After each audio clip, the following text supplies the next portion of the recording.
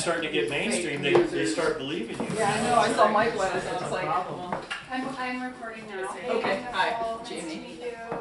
And Michael, yeah. Nice to meet you. Thanks for being here, everybody. Yeah, thanks for the invite. So we'd like to just start and give each of you about 2 minutes to tell us about yourselves and why voters should support you. So I'll just start with you, Jamie. Yeah, Jamie McLeod-Skinner.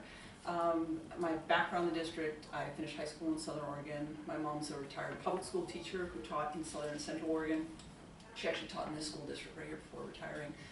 My sister lives in the area. My wife's family's been ranching in Eastern Oregon for over 100 years. So those connections throughout the district are really key and really important. Also, just support throughout the district. Eastern Oregonian just recently endorsed my race because they've recognized that winning the votes in Eastern Oregon is really key to winning this race. My professional background is in engineering and planning. I began my public service over in Bosnia and Kosovo just after the war, repairing schools and hospitals, designing water and sanitation systems. Returned to the States to work in local government and in city government, also as an environmental planner for Regional Water Agency. During that time, I served in elected office for 8 years, and that elected office experience is really key, I think, to also for this race. Returned home to Oregon, got a law degree, focused on water, studied Indian law as well, so that's been really key in terms of the relationships throughout the district and talking to folks throughout the district. And been doing this full time for about 10 months, running and traveling throughout the district, really connecting with folks and making sure that the messaging matches what people needs, the needs that folks are talking about. So, the keys to winning this race are showing. We'll talk about that next. Okay. If you want to just Okay. give me a couple more little elevator pitches and then I'll move on. Yeah. Okay. It's very proud to be in this race. The reputation I developed when I was in elected office of being socially progressive, fiscally responsible, and having an absolute commitment to ethics, and that's something that's been resonating with voters throughout the district. Thanks. Go ahead, Jenny. I'm Jenny Nearing, and I've been a doctor for almost 30 years. I was a kidney doctor, and then in the last 6 or 7 years changed to palliative care, really wanting to focus on people with disease as opposed to diseases. Really thought that I could fix healthcare and bring down healthcare expenses and make healthcare better, and really what people wanted by focusing on people with disease instead of our system, which tends to focus on you have to treat the disease and the acute problem. Loved my job, loved what I was doing, but found out that really I wasn't keeping people healthy because we were paying for the wrong things. Our healthcare system takes care of people for sick care, but it doesn't really promote health. And so when the Affordable Care Act, which for me was the first progress we had made towards actually improving the way we deliver health care and how we keep people healthy, was one vote away from being repealed, I quit my job and said, I gotta do something else. There's not a lot of palliative care doctors, so I got offered a lot of other jobs, and I said, I'm not taking another job, I gotta figure out what to do to make a bigger difference. Started looking into health policy, healthcare systems in other countries, and what we were doing as a country, where were we headed, and basically came to the conclusion that if you really wanted to fix things in this country, you had to be fixing at the federal level, and repeatedly heard we need people in Congress who understand the healthcare system from the inside out, who are ready to try and change it and work on health instead of just feeding the healthcare system. So threw my hat in the race a little late, threw in January because I thought I had something to offer that the other great candidates are great people, but I just think I have something different that they don't offer. I do think that healthcare is the primary thing on everybody's list. I know there are lots of other important things, but the cost of healthcare and how it's hurting our economy, how it's hurting our small businesses, how many people are being left out, and how it's not keeping us healthy, all of those things need to be fixed at that federal level. So I've been in Oregon for 20 years, I've been in Bend for 6 years, had to commute for 6 years back and forth to Salem to build that palliative care program because I'd made a prior commitment before I moved here. And glad to be able to be here in Bend all the time, and I look forward to living out my days here, so I want to make it better for this district. So, Thank you. Before we move on, you currently live in Ashland? Terrible. Okay. And you're here in Bend? yeah, I was able to bike here in 2 minutes. I love it. Great. Mike? Excuse me, my name's Mike Byrne, and I'm from the Dalles. I live in Parkdale, and I'm a union stonemason. But the reason I'm here in this race is because, well, this is the most difficult part of this for me, because I'm a lighthearted person, happy, I'm a grandpa, I live a blessed, wonderful life in a beautiful part of the country, but I don't want to alarm anybody, but things are really screwed. We're screwed. It's a dangerous situation. Again, it's not just hyperbole, and like, it's the hardest thing in my job. I drive through the Warm Springs Reservation, down through Madras. You know, it's a beautiful land. I'm looking at the Three Sisters, and yet we are in danger as a society, as an economy, as a planet. And I'm a fringe candidate. I'm coming from the outside. I'm working class. I did not graduate from college. I quit school to go skiing. And I actually got to be really good. And I ended up running a ski school on Mount Hood. I was head coach. I've set courses up at Bachelor for the state championships. But again, I'm here because the people in Congress don't represent. You know what the biggest constituency in this district is?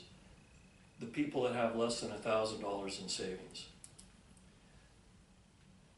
That's 80% of us.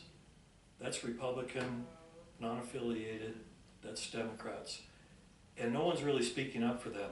As much as healthcare and all these other things, water, are so important, the fact that no one is representing the people is why I'm in this race. And so I raised my hand and I said, hey, I'll do it. I'll give up my whole life. I'll spend all my money and all of my friends' money. And seriously. And I'm going to take a shot at it. And in the meantime, you know, we've got a lot of, there was just me and Jim Crary at the time. And Jamie, who's wonderfully qualified, and Jenny, we have so many qualified candidates, but I'm not a quitter. So I'm running until I can't. And I'm doing the best I can to keep those things in front of us. I have a seat at the table. We're talking about the alarming rates of childhood poverty. We're talking about the income disparity. We're talking about the fact that, you know, if your check engine light comes on, you're done. We're talking about the fact that, hey, I finally have good credit again. You know, I'm in the building trade, so in 2008, you know, I lost $100,000 in contracts. People, rich people, you know, because that's who hires stonemasons. They said, oh, we're not gonna do that this year.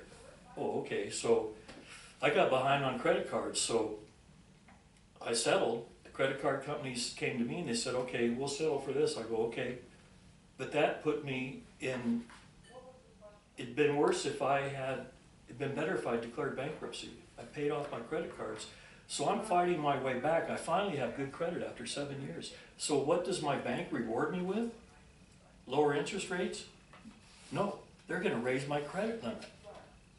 Oh, they raised your credit. Oh, yeah, That's yeah. awesome. You know, I can borrow more money at 22%, you know, even though I have great credit now. It's like we're screwed.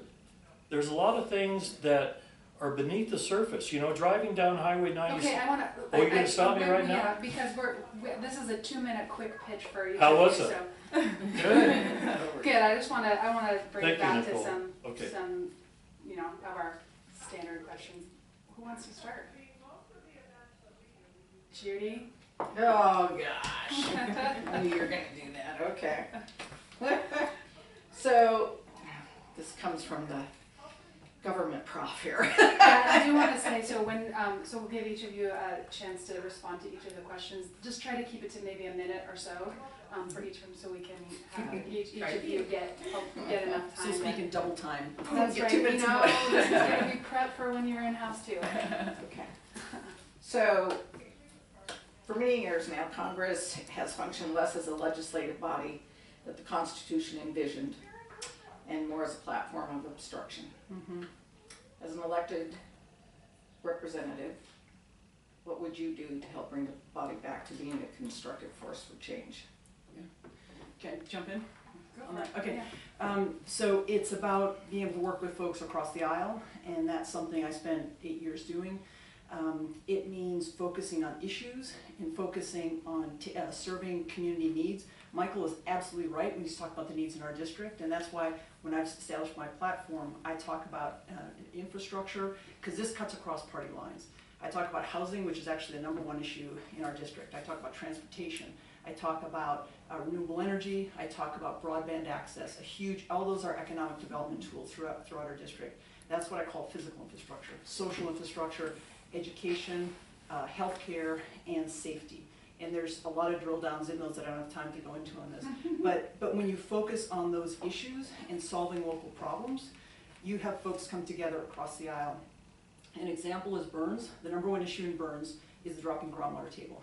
And I've sat in on those meetings. Most of my professional background's in water. I've sat in on those meetings and work with folks across the political spectrum, focusing on how they can solve that problem. If we make that the focus, we can bring folks back together. Yes, legislators tend to get caught up in politics, but they also want to be reelected, and I think voters are getting sick of the political bickering. That's what I've heard across our district in all 20 counties. And keeping that as a focus, I think it works for our district, and I think it works for DC as well. Jenny, why don't you? Kind of two parts to that answer. One is that I think we need to be focusing on what are our actual goals and values. So as a palliative care doctor, what you do is, what I did was normally go into a room where people are angry, they're fearful, they're emotional, and they've got their ideas and they've got their stories behind it.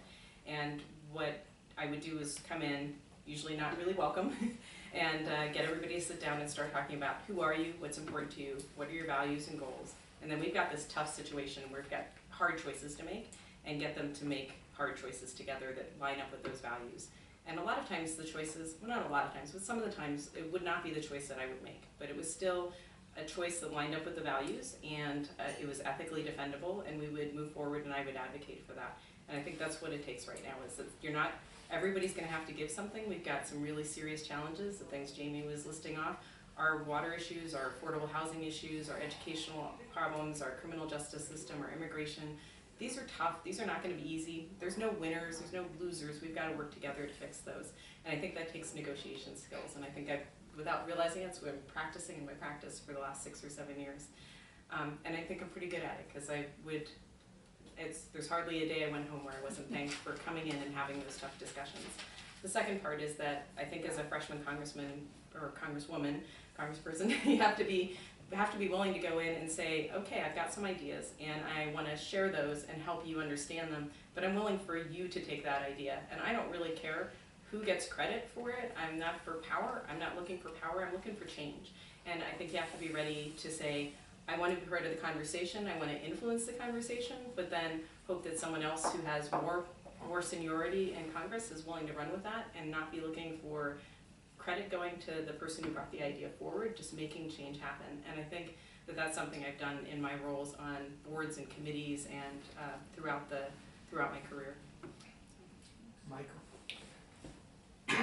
Well, the question is how the legislative body works, and I would actually say how it doesn't work. And that's really part of the reason I'm here, is it is so dysfunctional. I mean, they haven't passed a continuing resolutions. So me, it's like the biblical story where Jesus just overturns the money changers table. People look at me and they go, well, Mike, you don't have any experience. You know, I was PTA president in Parkdale, I've been on boards and whatnot. I'm going, experience? These people have experience and they're terrible. The incompetence, the malice, it's like there's nothing there to save. You know, if you look at how the Constitution sets up our governance, you know, the House of Representatives is supposed to be citizens. You know, they're only there 2 years. So as a freshman legislator, nobody's going to have any power. You actually have to caucus. You have to get together with like-minded individuals and create some sort of block to leverage your single vote for the greater good. And we're all going to be there because climate change has to be addressed. There are so many things. We've just listed them all. There are so many, but nothing's happening. The thing is frozen. they're inept, they don't care, and it comes right down to they don't care. It's a millionaires club. They have no idea what most people are going through. And most of the legislatures that get elected, they're part of the millionaires club. You know, this is interesting because I was at Summit High School talking to kids a couple weeks ago and about all of these things. And they said to me, Mike, how do we know that you're not going to sell out when you get there like everyone else has? We go to Washington, D.C. with great ideas, you know, innocence. We have our eyes open, but they said, how do we know? And I'm going, well, trust me. But then I would say, no, look at what I've done my entire life.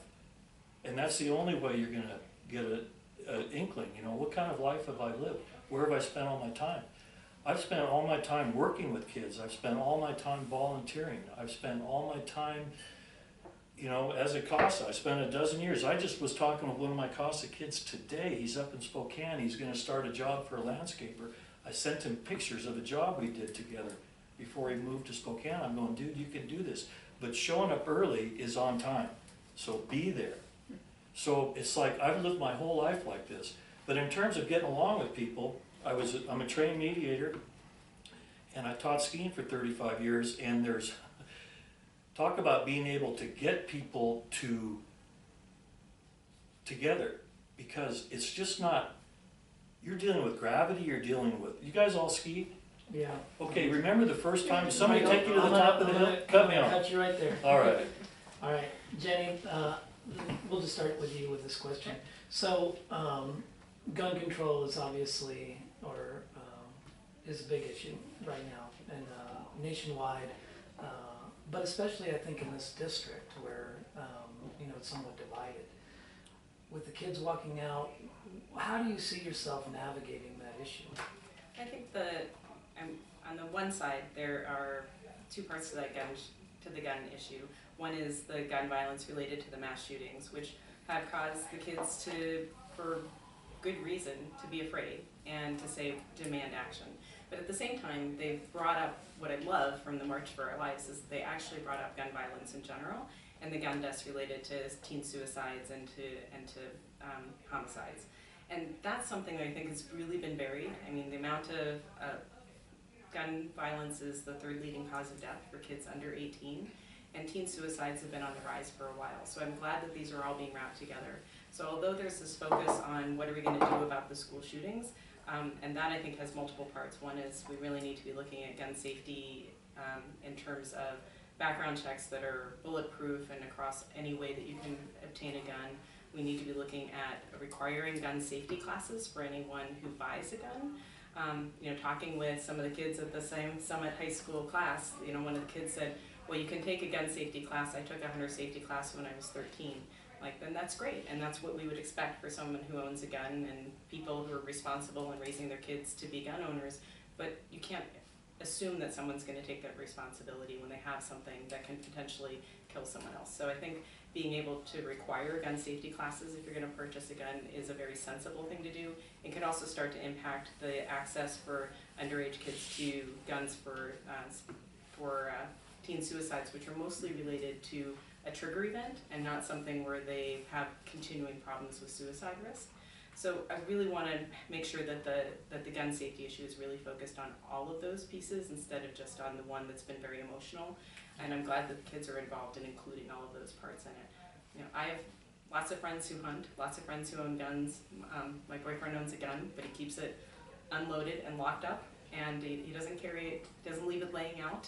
I was staying with some friends who kindly let me stay while I was campaigning, and there's a loaded gun sitting out on the porch.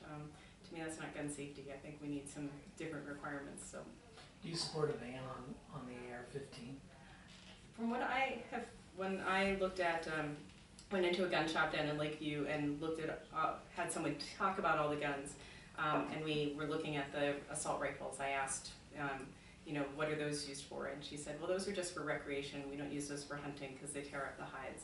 So I would like to see a ban on assault style rifles. I don't see that they need to be in everyone's hands. If they're really for recreation, we should be able to either find some way to regulate those, or we should be able to get rid of them. But the reality is that there are assault weapons out already, and without some sort of buyback or return program, they're still going to be there. So I'm really focusing on the fact that this district is not very excited about an assault rifle ban, but can we make things safe in spite of that? But I would support it if it came. Michael? I think the big issue here is we have to do something to reward these kids. And that's not being flip. It's actually being real. These kids are taking it to the streets, and if nothing happens, we have missed an incredible opportunity. Just do something. Even if it was raising the age to 21 to purchase an AR-15. Just that one thing. Just do something, because this is a continuum.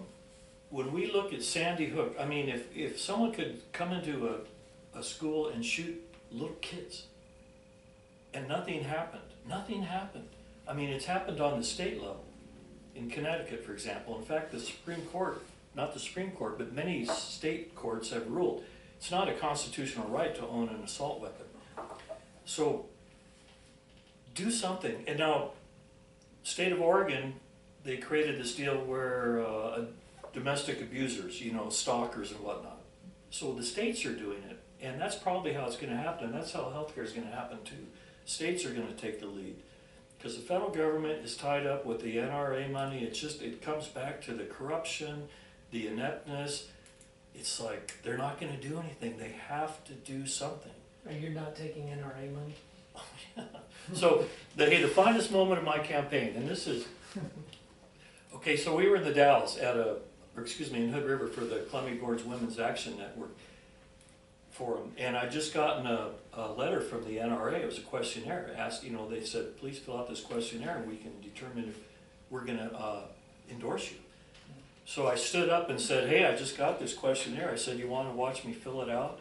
And I just ripped it in half and then let it fall to the floor and then sat down.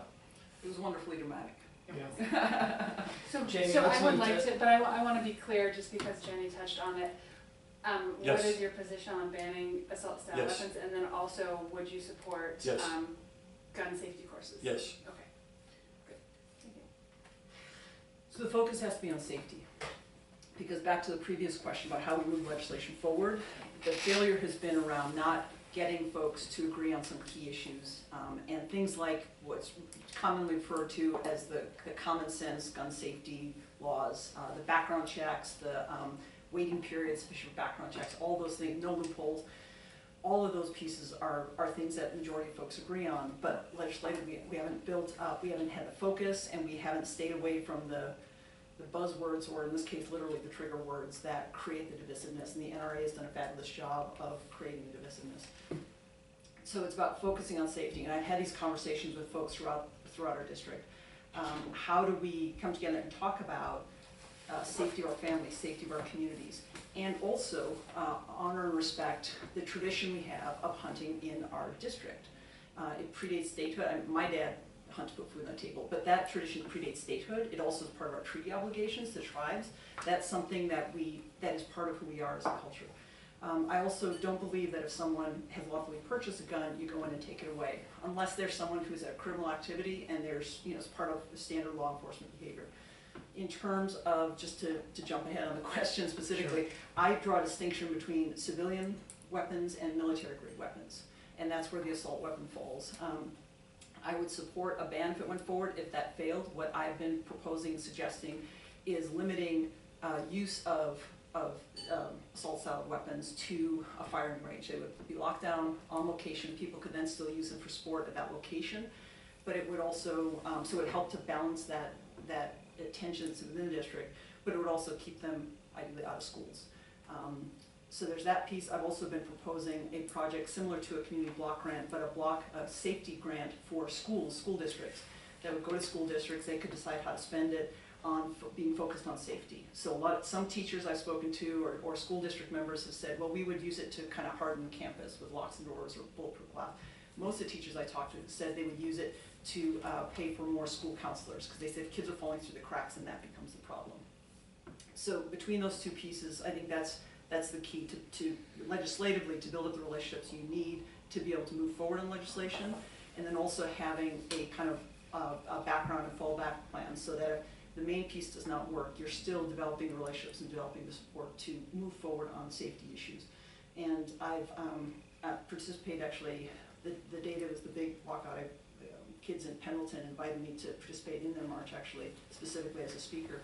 But I've spoken with teachers and kids throughout the district, southern, central, and eastern Oregon, up in the Dalles area as well, around safety issues. And this is something that I think we can really develop support from across the political divide. Just to clarify, where would the money for schools come from? I missed that part. The schools, what we could do is something that would either be from, well, there's a lot of different sources. So the tax bill that went forward, I think we should be turning that around, because that was a big giveaway to corporations, and that was a $1.5 trillion debt we're taking on.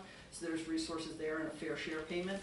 There's also monies that have gone into military spending. So I believe we need to fully support our troops overseas and provide them what they need, but we've had excessive money go into military beyond what the military has actually requested.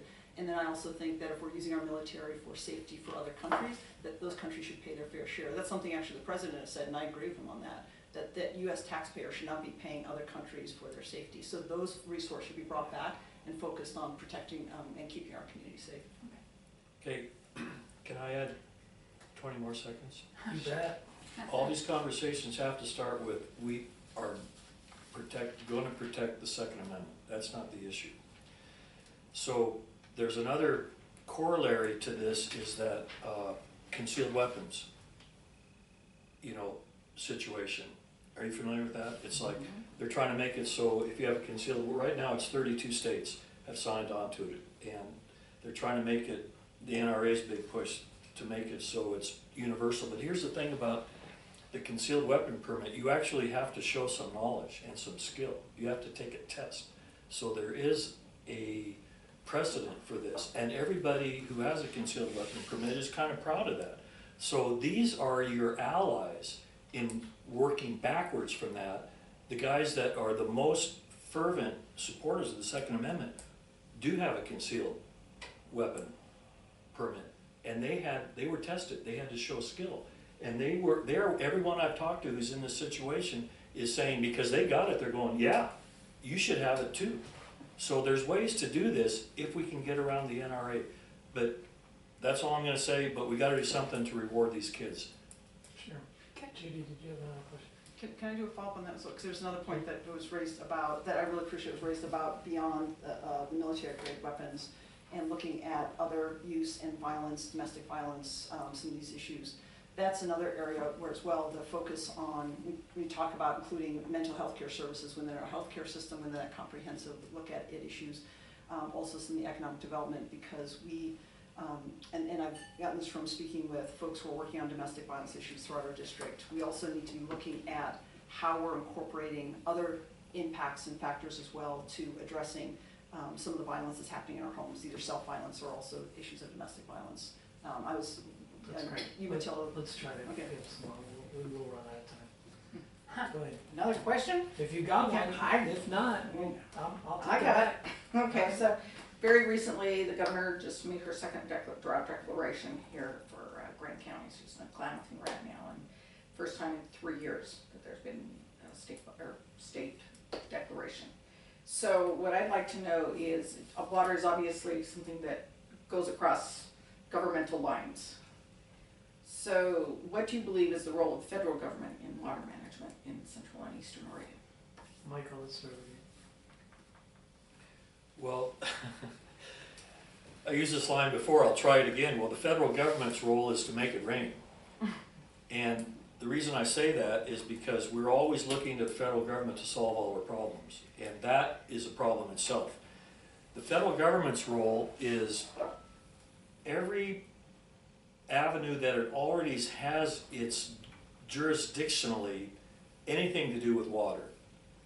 We just have to start looking towards the future. The fact that the current administration, I won't mention any names, they've eliminated science from any discussion about this. So I worked on dryland wheat ranches for years. we have to do some modification. And this drought is and I live right at the bottom of Mount Hood. Mount Hood is, it snows every year, that snow melts, that fills the reservoirs, that's how the valley's irrigated. We live in a golden situation. In Byrne, where they're all pumping out of the aquifer, that's not getting replenished. There's a couple things, that's a tough question, but I'll tell you what, is there an answer? Everything we do individually, in California, remember when there was a drought? You know what their biggest thing was? Okay, it was swimming pools, right? And you can't water your lawn. Everybody they pulled up their grass and spray painted it green. No, make it rain. That's a simple answer. The federal government should make it rain. Love this question. This is my bailiwick. I've worked on water, from designing water systems to developing water policy to actually working on water law cases. I clerked for the judge in Klamath who's doing the Klamath Basin adjudication, presiding over that case. To your question, and actually it also was a huge failure of leadership on Greg Walden's part by not supporting the KBRA, because that was a community developed solution. We need to respect local solutions, and he really dropped the ball on that one, and there's conflict now because of that drought, or for many reasons, but it's being exacerbated by the drought. So as you all, I'm sure, know, water law is typically state law. It becomes federal law when it crosses boundaries, but it also, the federal government then steps in when there's things like the Endangered Species Act that become an issue, and that's true here in Deschutes County with the water discussion going on right now. So the other issue that's coming up, and this came up actually when I was in Klamath, the potential use of laws like ESA to push for water transfers across state lines. Yes, there's treaties, there's compacts that are put in place between states that manage that transfer of water, but those are decided by Congress and can change at any time. Oregon has water, although with the shifting climate patterns, we're seeing changes and we have to adapt to them. We also have to manage and be careful about mining groundwater and losing our ag sector because of it. But we also have to be super careful because California is a very thirsty state and is looking to take some of that water. And that came through a Bureau of Reclamation project a couple of years ago, where it was a pilot project to put more water up from Klamath Lake into the Klamath River under the auspices of the ESA for fish passage down to the ocean, salmon. When you read the project description, though, it talked about use of our water in the Central Valley for ag, for California ag. It's those kind of things that are going to be really critical for our state. So having that background understanding, looking for those issues, and really pushing to make sure we're protecting our state and our state's resources, that's the future, not just of homesteading and folks who are living everyday lives, but our economy, our ag economy as well. And the last thing I'll say on that, although I do bring expertise to that, the job of legislation is to really understand the process, work the process, bring the experts into the room, and understand enough to know where you want to get to, but not to assume you're the expert on any subject, because you need folks to come into the room who have that different perspective, different experience. Your job is to create good legislation and get to the 50% plus one vote on it. And again, I've had 8 years of doing that, and that's the experience that's really key to actually getting things done in Washington. It's complicated, who knew? But as we're looking at what the state has to deal with specifically, besides the Columbia Basin area, the Klamath Basin area, we're looking at the Columbia River Treaty renegotiation. It's not due up till 2024, but they're meeting now because it's that complicated. It's going to take that much to try and figure out how we balance hydroelectric power with the salmon runs, with the agricultural uses. It's obviously going to take ongoing negotiations with everyone at the table. I think in the most recent negotiations for the Columbia River Treaty, there were 250 people spending 2 days sitting trying to negotiate. And they described the process as it looks like a Christmas tree with lots of little ornaments and everyone saying what they want, and a lot of those ornaments are going to have to go away. So, we can't pay for all these things, there isn't that much water to go around. I remember pretty dramatically 10 or 15 years ago, Jane Goodall coming to Oregon to give a talk, and her talk she said, the next wars are not going to be fought over oil, they're going to be fought over water. And we've been talking about it for all this time, but we haven't really done anything about figuring out how we're going to solve all the different demands on our water tables. And as climate change is making that more and more crucial, we're just going to have to look at more and more local, regional experts, the people depending on that water, all being able to be at the table, because everybody's going to have to give on this. and we're gonna have to come up with solutions that then the federal government needs to be able to support what those decisions are made at that regional level. But it's not gonna be easy. I'm not sure that which is harder, actually, fixing our broken healthcare system or dealing with our water issues, but they're both gonna be hard and gonna require people to be ready to negotiate and sit at the table together. And there are gonna be a lot of incremental steps. It's not one policy that's gonna solve all the issues. For example, in the Middle Fork Irrigation District, which is where I live, they took their water from a ditch and put it in a pipe. And every time I drive through Redmond and you see all this water in the open ditches, well, you know how they paid for that? They put a hydroelectric system in their pipes, and that paid for piping it. They have their system is so much more efficient because there's no evaporation. You know, we have to use technology, the sprinklers, the timing, but putting irrigation, the resources we have now just have to be managed more efficiently. It's a series, the solution's in a series of small incremental steps. But the other thing about that, because they have all this pipe that they're not going to use to build all these pipelines for natural gas and whatnot, let's use them for the water system. Jamie, next question to start with you. Can we talk more about water? I want to talk about No. subsidy for. Oh, well, what I did. We talked about cooking for the poor. I have to get more time on healthcare every time I'll Yeah, I was gonna say. What would you say is the biggest shortcoming of the incumbent, Walden, and what is really the reason that voters are going to put you in to that job instead of him? He's no longer focused on the district. He's taken his eye off the ball. He's not showing up. I mean, he is sometimes, but it's not announced. He's not showing up, and showing up is key. He's focused on the folks who are giving him money right now, so he's focused on resource for fossil fuels instead of our renewable energy, and there's tremendous potential throughout our district for development of renewable, from solar, geothermal, wind, methane, biomass. There's all sorts of potential that he's not focused on. Also, people, I mean, going back to what Michael said at the very beginning, people are hurting, and he's not hearing and seeing that. He's been focused on big corporations, and what I like to say, especially when I'm talking to progressive Democrats, I'll say, don't mistake the Republicans who are in Washington, D.C., who are hurting all of us from our friends and neighbors and family members who are Republican, because there's folks across the aisle, across the political spectrum, and across our district who want good representation, who are frustrated with him and want to see a change. But they want someone who will show up, who gets their experience, who gets the issues, and has the experience to actually make progressive and positive change on the issues. And that's what I've spent the last 10 months really building those connections and building up the base, the volunteer. I've got over almost 500 volunteers throughout the district, really building up that machine to replace him in full. Right, Jenny?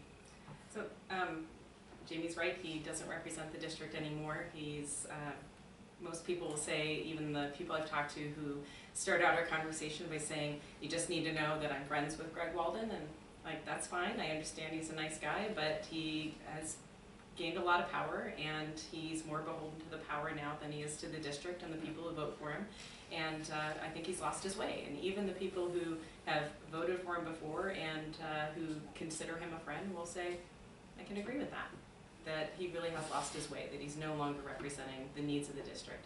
And when one of my first phone calls was to one of the rural hospital CEOs, and I said, you know, Greg Walden chaired the committee that wrote the repeal of the Affordable Care Act. Have you benefited from the Affordable Care Act? And they said, yes, definitely. We've been able to provide services to more people and more of the services they need.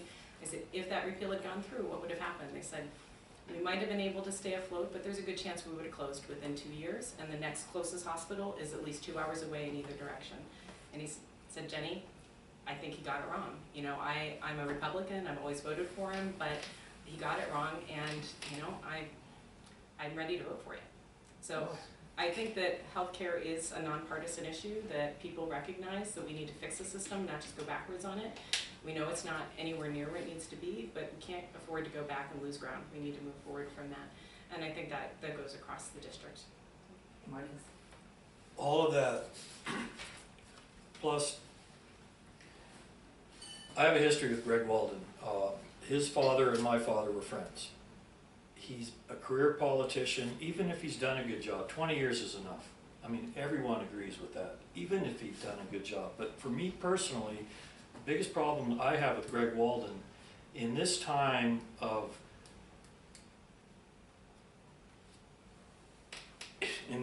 you all get it, right? He has no imagination.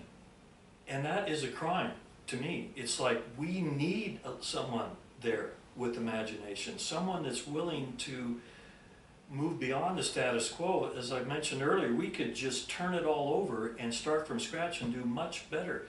We have to,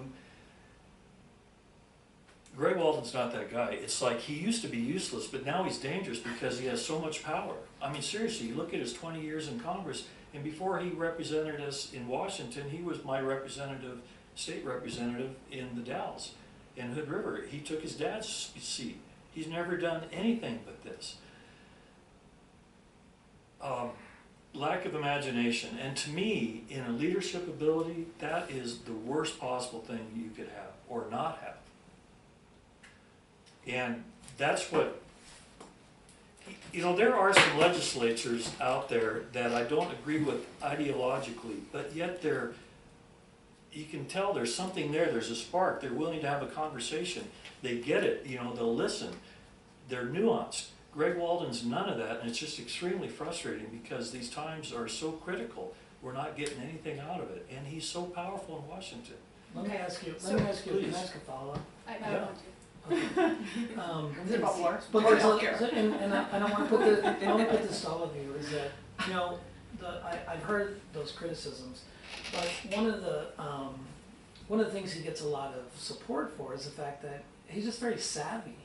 You know, the fact that he doesn't meet with the voters during these times when those that would play badly in the press, or the fact that he rarely, if ever, does a debate, which, you know, will be a challenge for anybody in there.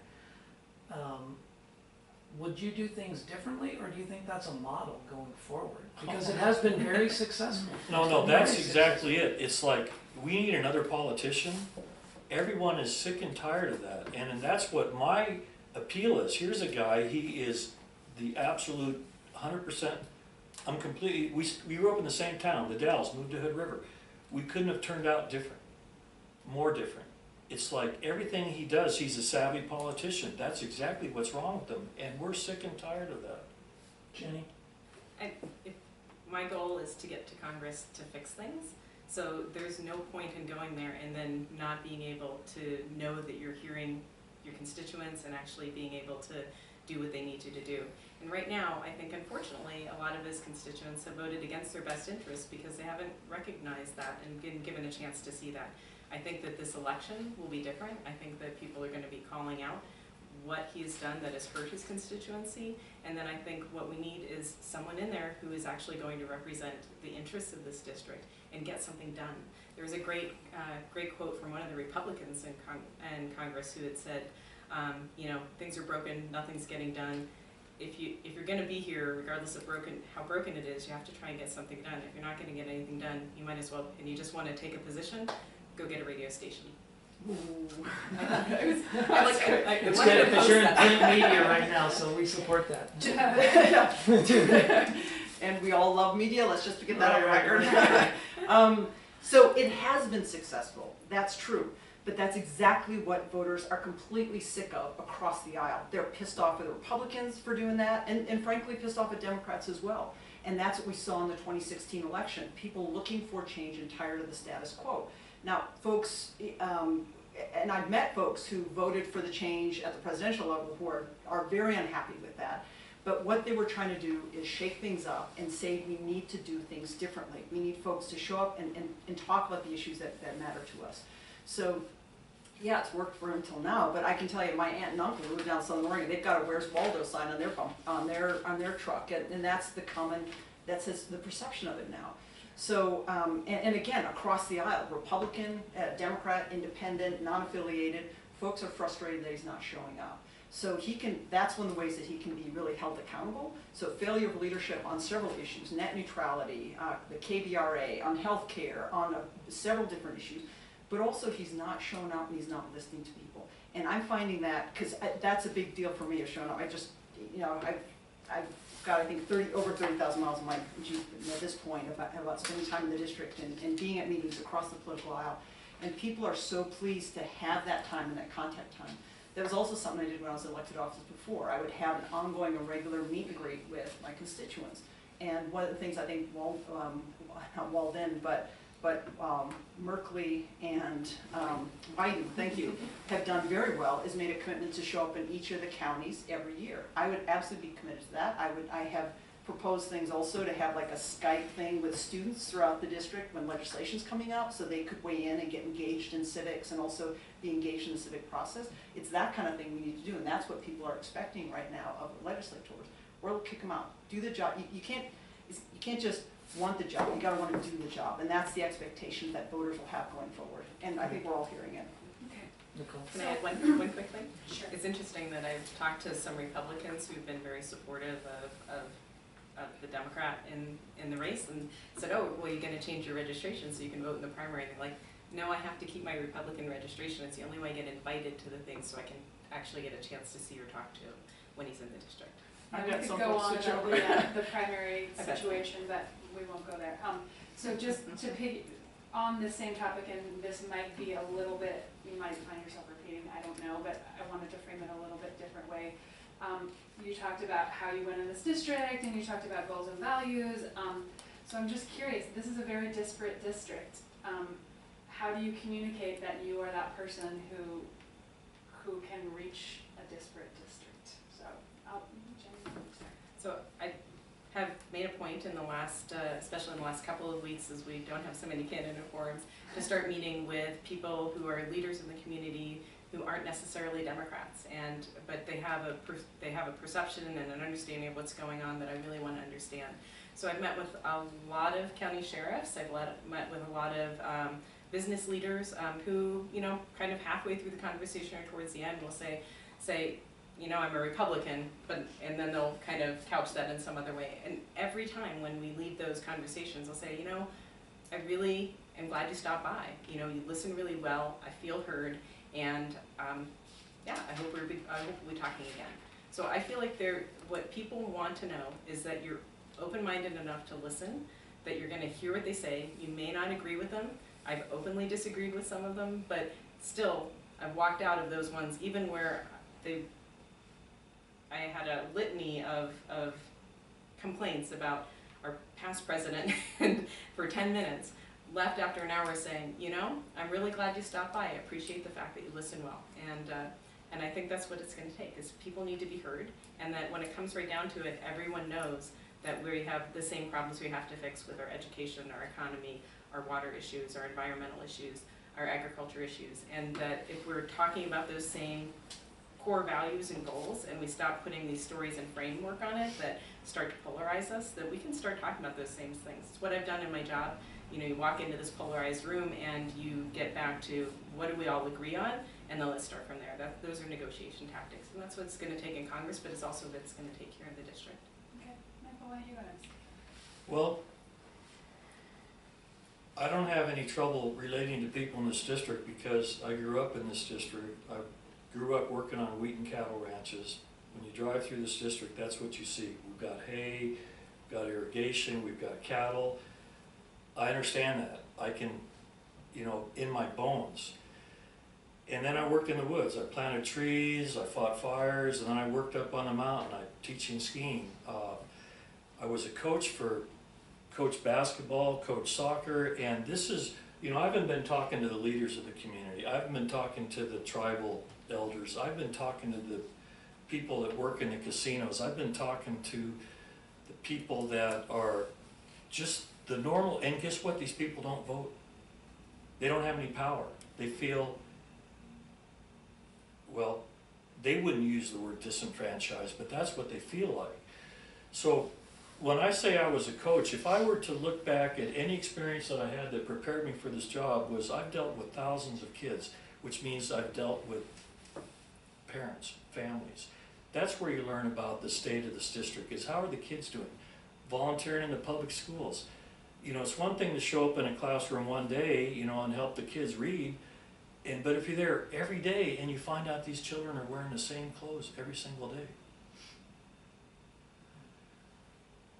it's the reason I'm running. It's like, I know, I'm not gonna say these people, but I know I'm one of them. You know, we've never had a voice. No one's ever stood up for those folks. The guys that work in the mills, I've worked in the mills. The guys that's just me. I'm an ordinary person, and there aren't many folks like that in Congress. Nobody in Congress rents a house.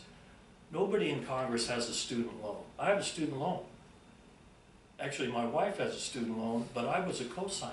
You want to know that story? Oh my God, seems like a story for another time. Another time. But hey, I'm running for this district, and I don't have to spend any time getting to know this district because I know this district. I grew up in this district. I've got friends and family everywhere in this district. Jamie? The bottom line for everyone is they want the issues and the challenges in their communities addressed. That's the bottom line. And regardless of party affiliation, the majority of folks, yes, we have a very diverse district, urban-rural divide, political divide, socioeconomic is actually the biggest one. But people want problem solved, and they want a sense that you show up, you're listening, you can talk about issues, but you can actually get it done. I mean, the most positive response I've had from a lot of people is the fact, oh, you've actually got experience doing this. You know, you've worked in local government, you've worked on these issues before. You know, I'm not just talking ideas, I'm actually talking about things I've worked on already and been successful at and worked in partnerships and built partnerships around.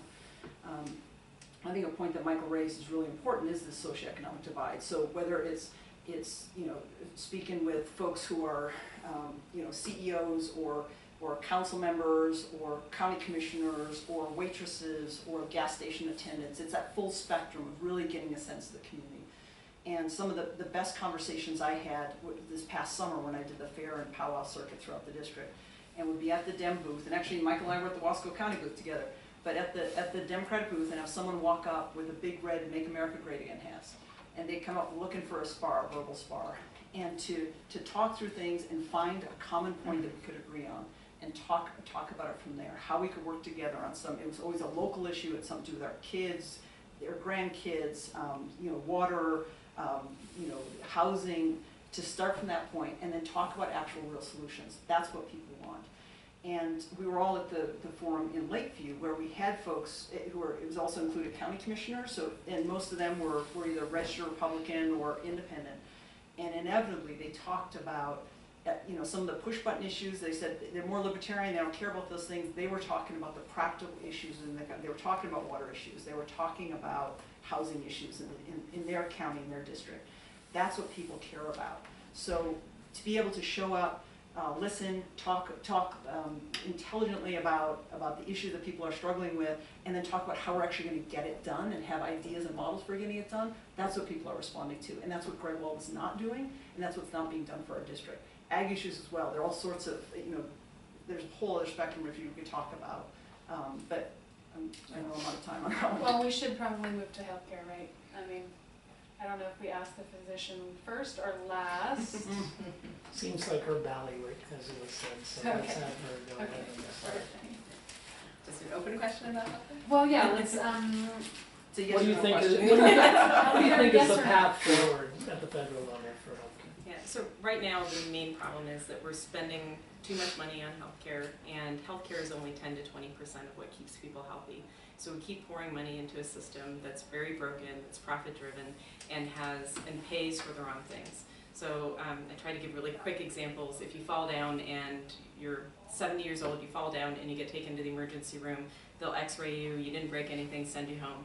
Next time you fall down, back to the emergency room, maybe you hit your head and you get x-rays and a CAT scan, and maybe they send you back home again. Finally, you fall and you break your hip, and you end up getting hip surgery, and you end up going to rehab, and then you end up maybe getting back to your own home, but not in as good shape as you were before you broke your hip.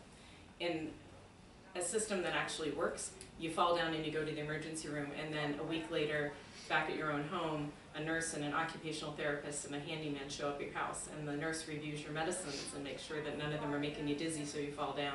And the occupational therapist pulls up the loose throw rugs and finds the loose step that you tripped over, and the handyman fixes that and puts a grab bar in your bathroom, and you never fall again, and you never break your hip, and you stay independent and active. That's real healthcare, and that's what we should be paying for.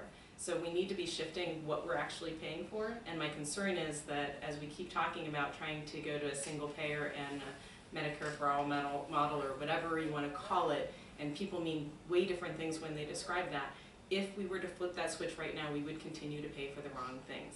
And we have to be paying for the right things, the things that keep people healthy, the things that keep people active, and we need to be pouring money into the things that, the other things that are responsible for health, like having access to healthy foods, having safe and affordable housing, having educational opportunities and mental health, and preschools that actually allow kids to thrive and actually have enough food to eat so that they can learn. So we know that healthcare right now is this huge drain of 25% of our federal budget, and it's twice as much as any other high-income country pays, and our mortality numbers are worse, our maternal mortality, our infant mortality numbers are worse than any other high-income country, in spite of the fact that we pay almost twice as much. So we have to get the cost down, we have to get the right people there to provide the care to everyone, so we can get better care to everyone for less money. And I don't think that that's a partisan issue. If you start labeling it as a single payer or Medicare for all, you'll lose a whole bunch of people because it gets, they just shut it down. Just like calling the Affordable Care Act Obamacare, and people didn't even know it was the same thing. If you label it as Medicare for all, you label it as single payer, they can't understand what we need to do to get there. But right now, as I toured the federally qualified health clinics or community health centers that are doing a great job with less money trying to provide better care to people, they all said, if we went to a single payer model right now, we could not take care of those people. They would end up in the emergency room, they wouldn't get the care they need.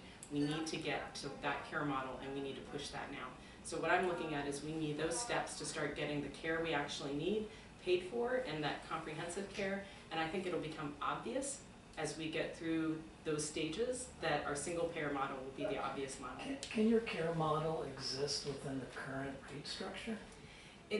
There are a couple of different ways it can. So Elizabeth Warren put a great bill before the Senate that actually would start to bring that down. It would cap how much you pay for your health insurance at 8.5% instead of the current 9.3%. And there's no cap depending on how far you are above the poverty level. So it means that everybody would never pay more than that much of their income, and that gets that gap right now, that kind of donut hole of people that really can't afford and can't get insurance. If we get those people on the insurance markets right now, it'll start to bring the premiums down, and it'll buy us the time we need to get the other steps forward. So yeah, there's legislation that's in there right now in committees. It just needs to come through. That'll give us a chance to get those incremental changes we need, just like Michael was talking about. Water's gonna be incremental changes, healthcare's gonna be incremental changes. It's not gonna work to just flip a switch. We don't have the right workforce in to take care of people. So yeah, I think the fixes are there. Some of the bills already exist, and there's some other, the kind of the next steps are already being created. Michael? Okay, well, my take on healthcare is that of a consumer or a patient. And for me, I'm finally on Medicare, which means I have health insurance. We have to have Medicare for all. All these problems that you are talking about are true. They're all true facts. But what matters to a patient, have you ever been without health insurance? Mm-hmm. So if you have no health insurance, you don't go to the doctor. Or if you do, you find out a way to make payments, which I've always done. But the fact that people die from treatable conditions and people go bankrupt because they do get treatment and can't pay for it, all these things are systemic. We're going to learn how, we need more PAs and nurse practitioners. We need more physicians, is what the clinics are telling me. They have enough nurse practitioners. Okay. They can't. And we're going to need all those whoever's paying. We're going to need those whoever's paying for it. So you could start incrementally by going Medicare at age 55. Keep working it back. Raise the CHIP program from 9 to 11 to 13 to 15 to 18. It's like we have to close this gap. The problem is health insurance is run for profit. It's unbelievable. It's, you know, Jenny's the expert, I yield to her, and when I get elected, I'm gonna have people on staff, you know, just like Jenny, and even, you know, but we've got to provide, if you call it Medicare for all and you turn everybody off because that was the Obamacare, it was a trigger, I don't care. We need to have a single payer, we need to move to that, and it'll be in fact, you guys aren't on Medicare. Are you on Medicare yet? Guess Give what? me 4 months. Private insurance is a No big more part of questions. Medicare. July. Okay, you're gonna find out. Private It's gonna be insurance, years before she can get on Medicaid. Yes. private insurance is still a big part of Medicare. You've gotta get supplemental. You have all these, I mean, the system, we just have to move. So let's make, just like for the kids in gun control, we have to do something. Jamie? Yeah, this goes back to, I think it was your first question about how do we get this stuff done? So it's about getting to the 50% plus one, or maybe 60 when you're talking about the Senate. And that comes down to getting agreement around key ideas. So when I've been talking to folks across the political aisle, including those folks with the big red Make America Great Again hats, I've been talking about 4 ideas. One is everyone has full range of physical and mental health care, because that also ties into some of those other issues we're talking about. The second is that we manage costs. The third, the quality of care, we have high quality of care. And the fourth is provide care for the caregiver. I have yet to find someone across the political spectrum who doesn't agree with those key 4 points. Because if you're talking about ranchers and farmers, those are dangerous professions. And so making sure that they have health care, the kids have health care, and they don't have to drive, you know, they drop some kind of farm equipment on their foot, they don't have to drive for hours to get the attention they need. When you're talking about those 4 ideas, the managing cost piece is, the point's well taken about the buzzwords, and so that's why I start with that conversation. But then, if depending on the audience, I can either talk about single payer or I describe single payer, and I still get the agreement and assessment. When I was talking to a provider, someone helped sign up folks for Medicare and Byrne's, I even floated the single payer, and she's like, "Wait, isn't that socialized medicine?" And I was like, "Okay, but what about this?" And I described it, and she thought that was a great idea. So it is the ideas, leading with the ideas and getting consensus around those ideas. We've got a ton of money right now in the insurance cap, so that single payer piece is key, because we've got a ton of money being wasted in the insurance, well, not wasted, this is professional some people, but this is where the pinch needs to come. In middle management areas, in the insurance sector, in pharmaceuticals, and having a single payer can be better leveraging and better negotiation with pharmaceutical companies to drive those costs down. We can essentially pay what we're paying now for full coverage for folks going to a single payer system. And if we call single payer Medicare for all, and if Jim was here, he would talk about including dental and vision and, you know, all those other things as well as mental health care. Those pieces are really important. And so it's modifying the system as it is. Because I can tell you my mom's on Medicare, but she is limited income and can't buy all the bells and whistles. And so, and this is another key point that's a sticking point in this discussion, is there are a lot of people making a lot of money off of the healthcare profession. And that's going to, then there's going to be a lot of pushback on change and a strong move and a quick move to a single payer system. There's going to be pushback.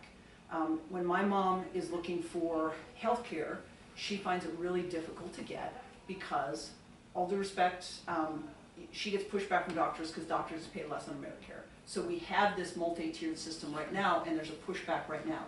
So we have to, I don't think we can go the incremental route. I think we have to say, we have to show the steps, we have to set it, pass the legislation with a long-term goal, and like any legislation, you have a ramp-up period. That's standard in any legislation. But we've got to get the agreement on those points, and we've got to figure out what the key steps are to those points, but we've got to pass that legislation now and then start pushing towards that. A friend of mine I went to grad school with, who she said that her vote on the ACA was her proudest vote, and she acknowledged then that it was seen as a classic moonshot at that time, but it was established, and then there was a push and movement towards it. The ACA was a good first step, but we need to take that next full step. And the benefit of the ACA is we've now got folks who didn't have access to health care before, especially farmers and ranchers, folks in more rural areas, who now have that expectation and want health care. And so that political expectation there, we have to find the right language to tap into it and make it happen. So we promised these folks we'd keep them for an hour. It's been an hour. So there's so much more we could talk about. But maybe should we give them just a wrap up or closing argument, or if there's one more issue that you feel is that we haven't touched on that you'd like people to know about, by all means, but try to keep it to 2-3 minutes. Michael, why don't you go first? What was the question? I'm sorry, I was looking at the Treasure Valley coffee. Closing comments. 2-3 minutes wrap up. If there's anything we haven't covered that you'd like to cover, and we can do that too. think it's obvious that I'm a non-traditional candidate, that you could actually call me a fringe candidate. You could say, what is he doing? And even why is he putting himself in harm's way? That's a really good question. And it's a conversation I had with my wife, because I did not ask her if I could run for office.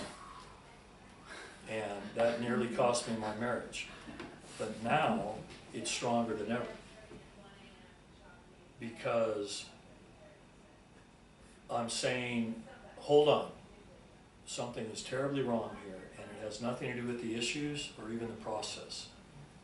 Maybe it is the process, but it's the fact that our system has been hijacked by millionaires, and they're owned by the billionaires and the normal people, and and the people that pay the price are the kids. They're screwed. There's 30 kids in a second grade class. You know, if I'm running for Congress, there's 3 things I want to see happen. Just 3. I want to see all our troops come home. All of them, to a hero's welcome. I want to see community gardens in every neighborhood. And I know that's not the purview of the federal government. But it's the way we need to think as a people, as a society. What's important to us? And the other thing is, I want to see art and music in all the grade schools and all the elementary schools. And if those 3 things happened, and all the things that had to take place in order for those to come about, become a reality, then we have actually created a revolutionary process in the way we think as a society, the way we embrace the future, because if nothing else, this is about the future. I'm talking about something that's completely different. It's not the status quo. It's like we have to embrace the future. The future is going to be local.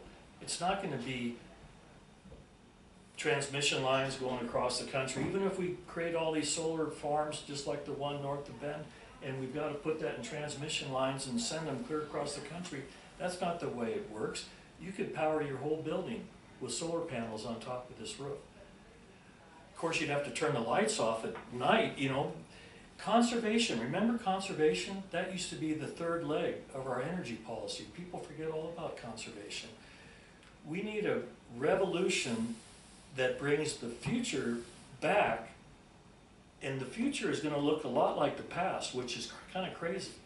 When things were locally produced, when we lived in community, but we have the advantage of technology. We can live lives where people do grow their own food, where people do spend. Here's something that I've heard which I'm completely against, and I'm glad nobody brought it up. Universal basic income. That's a big hot item going around right now. What do you think I would feel about that? I'm totally against it. It's a great topic for a Democratic primary, but probably not for the wider. Yeah, it's like people need to registry. work. People need to have some sort of life. You know, it shouldn't cost so much to live. You know, we're paying all of our money out, so the middlemen, I mean, the money all goes to the top. So that's it. I'm going to turn the table over, and with the pieces we pick up, we're going to make a much cleaner, safer, sustainable, happier, wonderful life. I mean, that's naive, that's crazy, but if I'm going to spend all this time, take 1.5 years out of my life, that's what I want to see, and I'm not going to settle for anything less than that. Thank you. Thank you. We'll just go around the table. Jean? So first of all, I'd just like to make a point. I was wise enough to ask my wife before running, and she actually encouraged me to do it, because it is about the future of our kids. But is your relationship stronger for it? Because that was We'll find out. Yes, no, I think so. I think so. And she's really excited about it. And she actually, whenever she can, she does attend events and is there in presence. That's really key. As my kids as well. Actually, they spent a lot of the summer traveling around with me. But this primary is essentially about choosing the candidate who can beat Walden. And it's the candidate who's had a track record of showing up, who's got the connections and roots throughout the district. It's someone who gets the issues and can get the job done, and has a track record of just strong presence, in leadership and in ethical and integrity, role model integrity and leadership is a really key thing, because people, regardless of party affiliation, want someone that they can trust and then they can look to as their leader and as their representative. So that's why on the issues, and it does come down to issues we talked about before, the physical infrastructure and the social infrastructure I've talked about. Housing, I got examples I can give. I'm working and developing partnerships to develop affordable housing for teachers. On energy, we need more tax credits to bring back things like shifting away from the fossil fuels to the renewable energy sector, and there's opportunities we can do at the federal government. Water and sewer, that ties into housing, and that's a place where there can be an investment and essentially lower the cost to make it pencil out for developers to develop housing throughout our district. Broadband access and net neutrality is really key, so we didn't touch on net neutrality, but that's a huge economic development issue in throughout our rural communities. Transportation and making sure we have transportation systems, especially for our veterans, those are huge issues throughout our community as well. On that social infrastructure, on education, I've talked about and proposed an exchange of public service for college education or trade school, and we really need to be looking at literally from newborns on up through the school system in terms of different programs we need. So there's Head Start that needs to be fully funded, but even prior to Head Start, there's education development that we need. But that exchange of public service is something that I've heard kids, young folks, it resonates with them because they want to get engaged in their communities, but they also want to be able to afford college or trade school. And on safety, the things I talk about is school safety. We talked about that earlier. Addressing the opioid crisis, which is key. I think it's 1 in 4 Oregonians are now struggling or have a family member that are affected in some way. We have to address this. This is a despair-driven problem we've got in our district. So helping to develop our economy, helping people get ahead is really key. It's what people are hungry for. And then lastly, another piece that I talk about in safety is the 22 per day. And usually at house parties and such, I'll ask, do you all know what 22 per day is? And that's the rate that we're losing our veterans to suicide nationwide. And so we have to recognize that the unseen wounds, not just the seen wounds for our veterans. We can all argue all day about whether or not the U.S. should be getting involved militarily, and I believe very strongly we start with diplomacy and have to build up our State Department for that to begin with. And there's resources I mentioned earlier that I think we could be bringing back home to do nation building here in our country. But ultimately, when we send our troops, we send them overseas, we need to take care of them while they're doing that work, and when they come home, we have to take care of them when they come back. That is part of the sacred trust. Regardless of your politics in the outset, we have to take care of our veterans. And I've, in my life, worked with refugees, and when I first came back from working in Bosnia and Kosovo, working with the refugee communities, and I've met folks in our district, and many of them are veterans who are worse off and in greater pain than refugees I've worked with. And to me, it's unconscionable that do not have a greater focus on them. Walden talks a good game, but honestly, he shows up for photo ops. He's not addressing the issues that our veterans are facing. And I hear this from veteran service people throughout our district, especially in Eastern Oregon. So providing those resources, I think, is part of our moral obligation to the folks who wear the uniform in our country. And I think that, again, also, all those issues are things that resonate with folks regardless of political affiliation, because it comes down to taking care of our community. That's what I'm committed to doing, and in all the work we've done throughout our district, that's what has resonated with people, and that's the leadership I'm going to bring to our district. I think overall that we're letting down our most vulnerable parts of our population, but specifically thinking about children and seniors. We've got this aging population. There's 50 million people 65 plus in the US, and by 2030 it's going to be 70 million. We've got what we call the silver tsunami coming, and we're not prepared for that. We're watching seniors increasingly entering poverty and increasingly becoming homeless, and it's a travesty to us that as a high-income country we're not taking care of our seniors, and we're doing the same on the opposite side with our children.